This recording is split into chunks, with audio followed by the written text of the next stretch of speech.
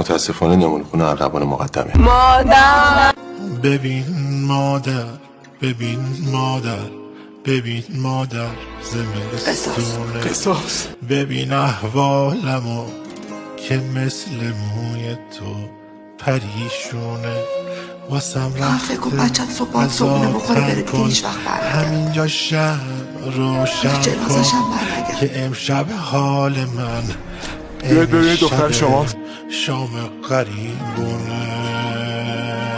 دختر خربه تو دنبال پسر پول داراست.